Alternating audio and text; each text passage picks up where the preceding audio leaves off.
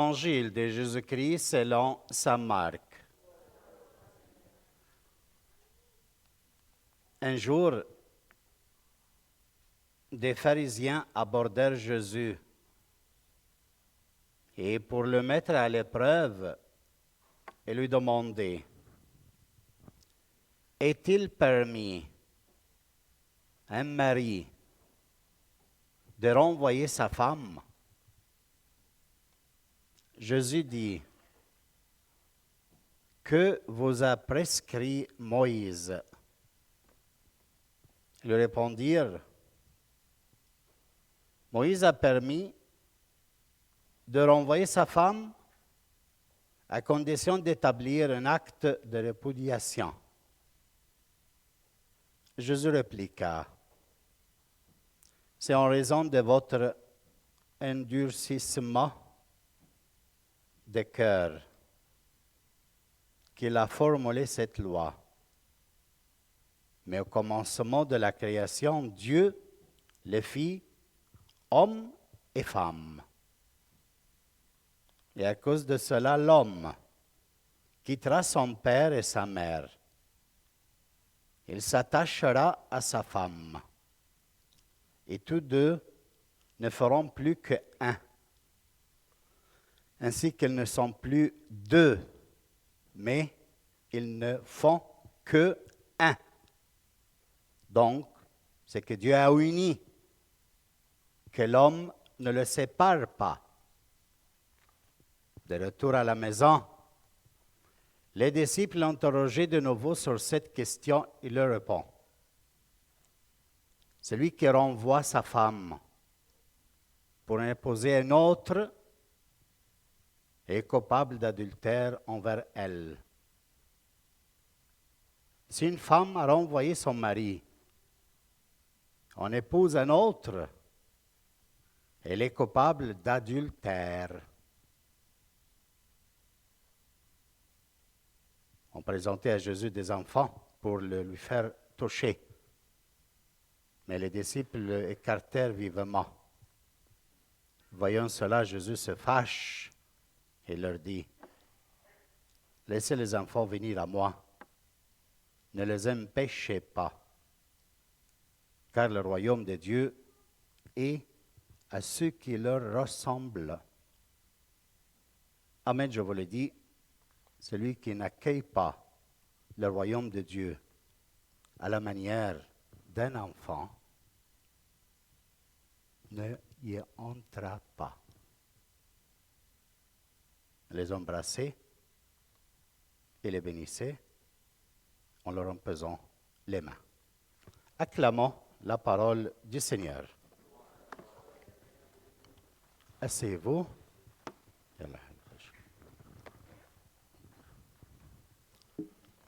Bien, mes frères, vous avez remarqué ce matin, merci Amgat,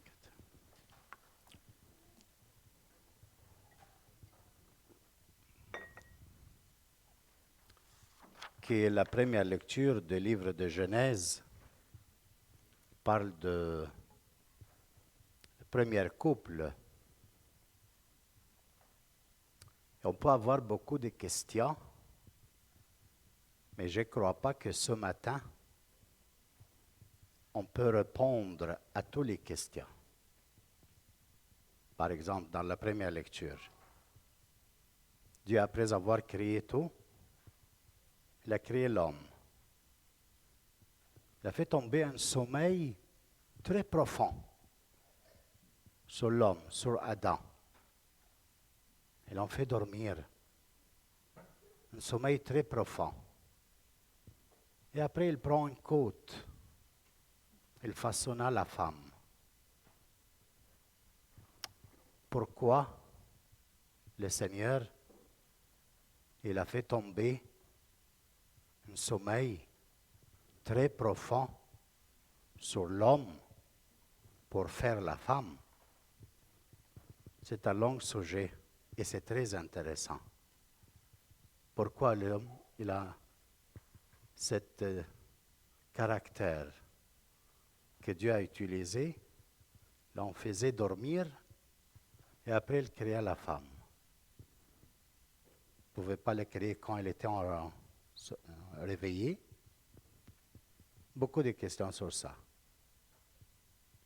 Mais après, pour créer la femme, prend une côte de l'homme. Qu'est-ce que ça veut dire? Fait une blessure dans l'homme.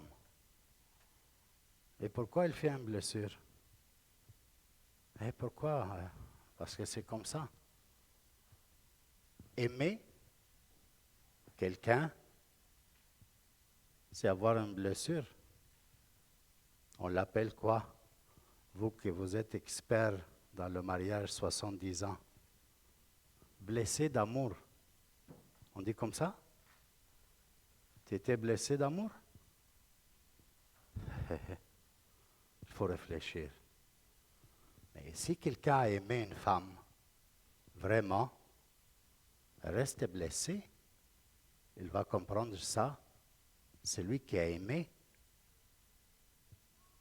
une femme, qui aimait un homme, reste blessé. Pourquoi blessé? Parce qu'elle sent qu'elle manque de tout. Elle veut savoir qu'est-ce qu'elle fait, quand est-ce qu'elle est arrivée, avec qui elle a parlé et comment elle a parlé. Et lui aussi, il veut savoir tout d'elle. Elle est prise au-delà de ses capacités dans une relation qui le surpasse.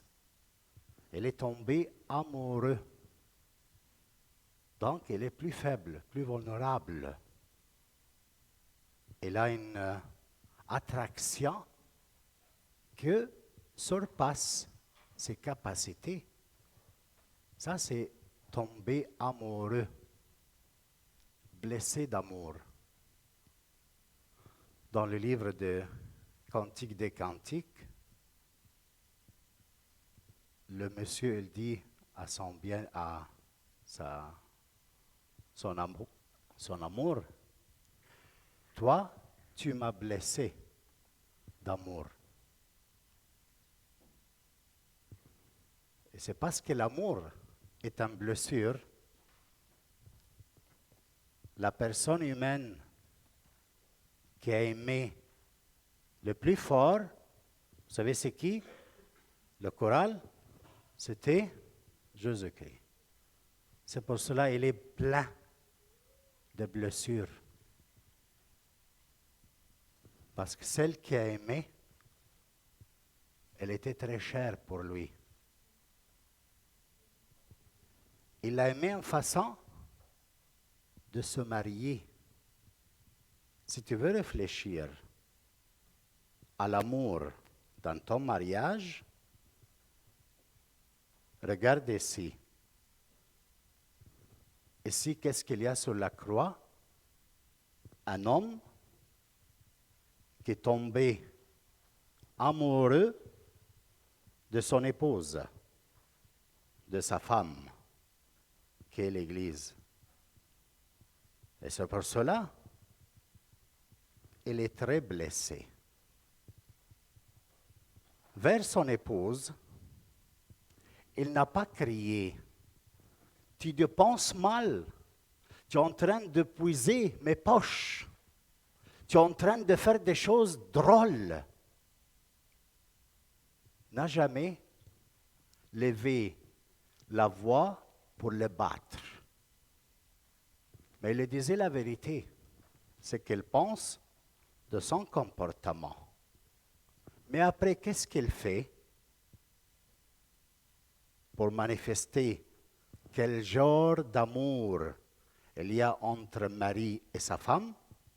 Prendre sur lui tous ses péchés, tout son refus, tout son mal qui a hérédité de sa vie, de ses parents, qui était complexé avec sa mère, ou avec son père, ou sa père, ou avec les cousins qui l'ont dérangé dans la vie. Il est complexé complètement en façon qu'il ne peut pas blesser personne que son mari, qu'il est ici. Et lui, qu'est-ce qu'il fait? Il n'accuse pas du mal du passé. Mais qu'est-ce qu'il fait? il prend son mal sur lui et il répond avec amour et avec le pardon. Tu veux réfléchir à ta relation avec ta femme, comment il va? Ne pense pas et me dire, il va très bien. Non, ce n'est pas vrai qu'il va très bien. Parce qu'on a besoin, ce matin, de regarder ici et de voir comment un mari aime sa femme. L'amour dans le mariage, dans le sacrement chrétien, n'est que l'amour de Christ vers son Église. Ce n'est pas l'accord mutuel à travers des petites lois qu'on fait pour faire aller les choses bien. Non, ce n'est pas l'amour chrétien. L'amour chrétien, c'est de le permettre à être tel qu'il est. Avec tous ses faux défauts, péchés, il est tel qu'il est. Et tu ne peux pas crier à la maison pour le faire peur, pour diminuer de sa façon d'agir. Tu ne peux pas le faire. Pourquoi? Parce qu'il a besoin d'être tel qu'il est. Il était élevé de toi pour qu'il soit os de tes os et chair de ta chair, selon la parole de l'Écriture. Et l'homme l'a regardé, oh, c'est os de mes os et chair de ma chair. C'est une Isha. Et lui, il est Ish. Alors regardez, Ish, Isha, homme et femme. La différence, masculin, féminin. Mais Ish, c'est pareil. Ish, homme, en hébreu. Isha, il y a le Ha. Hein? Cet Ha, c'est la désignation de différence de sexualité. Mais les deux sont pareils. Mais après, dit l'Écriture que Dieu l'a créé comme aide semblable. Ça, c'est la traduction actuelle. Mais ce n'est pas bien. La vraie traduction, c'est il a créé une aide opposée à lui. Complètement le contraire. Il y a un genre de femme, oui, toute la journée, oui, comme tu veux, ça va, tout ce que tu fais, c'est merveilleux. Et après, ils ont des pensées, ils ont des idées, ils ne sont jamais sortis, par n'importe quelle raison. Mais Dieu t'a créé femme pour que tu sois l'opposé de lui. Et toi, tu l'obliges à faire ce que tu veux à la maison. Et tu ne le permets jamais à être l'opposé, à être sa vocation. Pourquoi? Pourquoi? Tu l'obliges toujours à être ce que tu veux à la maison. Pendant que Dieu l'a créé pour être ton opposé, contraire à toi. Comme ça, quand il est l'opposé à toi, ta réaction, ça sera laquelle? De l'aimer comme ça. Perdre ta vie pour elle, tel qu'il est. L'amour chrétien n'est pas de ce sentimentalisme stupide, léger, superficiel, qui fait en façon qu'on peut aller comme ça avec un certain plaisir charnel et c'est tout. L'amour dans le sacrement du mariage chrétien, il a la façon comme ça. Comme Jésus-Christ a aimé son épouse sur la croix. Pendant qu'elle était méchante et pécheresse contre lui. Contre lui. Je le répète, méchante, pécheresse, avec ses défauts, contre celui qui la aime. Contre son époux. Alors l'amour chrétien, ça demande de quoi? Est-ce que tu peux aimer comme ça, monsieur? Tu peux? Réponds-moi, oui ou non? à ma mère. Est-ce que, monsieur, tu peux aimer comme ça? Et alors, qu'est-ce qu'on fait? Tabarné. Il y aura qu'il faut. C'est comme je ne peux pas, et tu ne peux pas, aimer ton épouse comme Jésus-Christ a aimé son épouse, qu'est-ce qu'on fait? Qu'est-ce qu'on fait? On demande son esprit. Si son esprit habite en moi et habite en toi, tu aimes ta femme avec le même amour que Jésus-Christ a pour elle. C'est pour cela que le sacrement de mariage demande une troisième personne au milieu. Et Jésus-Christ. Comme ça, tu peux donner l'occasion à ta femme d'être complètement l'opposé à toi. L'opposé à toi. Il faut qu'elle vive sa vocation. Et de ne pas être soumise en façon stupide. Comme un chien à la maison, il faut qu'il t'obéisse en tout. Non, il n'est pas créé comme un chien. Ou comme un petit chat. Et tu les gères comme tu veux parce que tu as des pensées dans le mariage, elles doivent se réaliser. Non. Non. Mais elle doit quoi? Elle doit vivre sa vocation d'être opposée à toi. Et après, toi, qu'est-ce que tu fais pour que tu sois la tête, comme Jésus-Christ t'a désigné la tête de l'Église? Jésus-Christ est la tête de l'Église. Et l'homme, c'est la tête de la femme. Et alors, pour présider dans l'amour, il faut l'aimer comme ça. Tu sais, si tu aimes ta femme comme ça, comme Jésus-Christ l'a aimé, tu sais qu'est-ce qu'elle va faire? Elle va devenir obéissante en façon énorme pour toi. Parce qu'elle est tellement aimée. Alors, réalisez, elle est soi-même. Pour dire enfant, serviteur, il y a une seule parole. Enfant, serviteur, fils. Pais, en grec. Et qu'est-ce que c'est pais?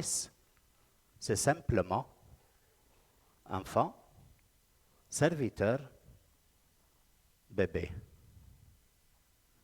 Devenir bébé, devenir un enfant, devenir ton serviteur.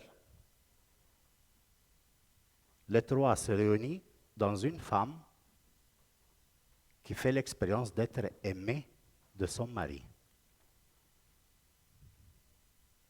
Alors quand Saint Paul il dit « Femme, obéissez en toi à votre mari », c'est quelque chose que tu le vis dans le Christ.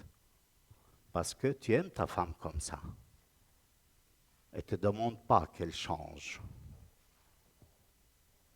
Attention, parce que si on parle de l'expérience de l'amour chrétien dans le mariage, on doit parler toujours de l'amour de Christ à son Église.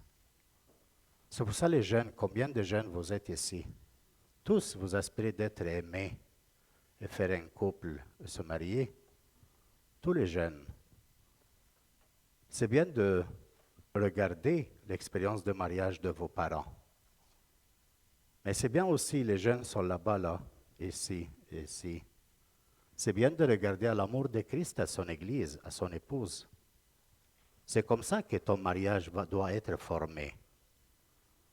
Et pas en regardant le mariage de Céline Dion avec le monsieur Lebéné.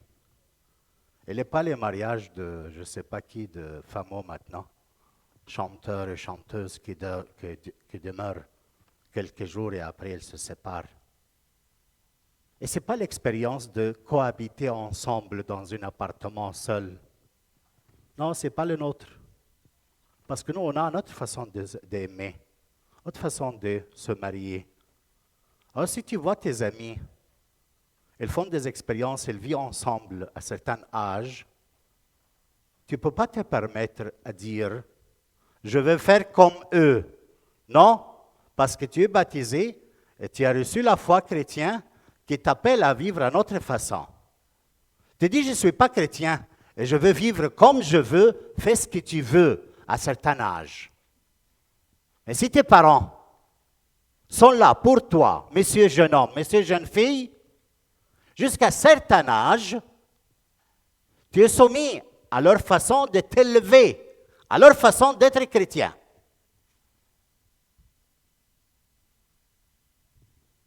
Faites attention, vos parents sont là pour votre bien, non pas pour votre mal. Les jeunes, écoutez-moi bien. Ne pensez pas que la façon de se marier à la société, c'est la meilleure. C'est autre chose. Ils n'ont pas reçu la façon d'aimer de Jésus-Christ à son épouse, à son Église. Ils n'ont pas reçu ça dans la société. Mais toi, tu es en train d'entendre et de comprendre. Alors ne me dis pas que c'est bon de vivre des relations sexuelles avant le mariage. Non. C'est parce que je te dis de non. Parce que ce n'est pas chrétien. Ce n'est pas la façon de Jésus-Christ nous a enseigné de vivre la sexualité. Et ce n'est pas le moment de t'expliquer tout. Si tu as besoin de poser des questions, je suis là pour toi. Pourquoi, Mabouna, je ne peux pas vivre certaines relations sexuelles avant le mariage? Pourquoi je ne peux pas laisser mes parents et vivre dans un appartement avec ma fiancée pour quelques mois pour se connaître? Stupide.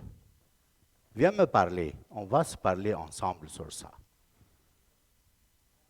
Ne sois pas tes questions parce que tu imites les autres. Mais si tu le sens en toi, viens me le dire. Comme ça, on peut parler. Qui es-tu et à quoi tu es appelé? Et là, tu es choisi. Qu'est-ce que tu veux vivre? Personne ne t'oblige. Parce qu'être chrétien et manifester l'amour de Christ vers son épouse, qui est l'Église, aujourd'hui, c'est très nécessaire dans notre société. Ce n'est pas parce qu'ils sont méchants qu'on parle comme ça. Ils ne sont pas méchants, mais ils ne connaissent pas ta vérité. Celle-là, elle ne le connaît pas.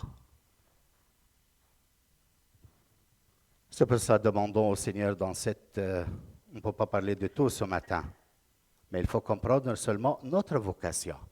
Aimer dans le mariage, c'est comme ça.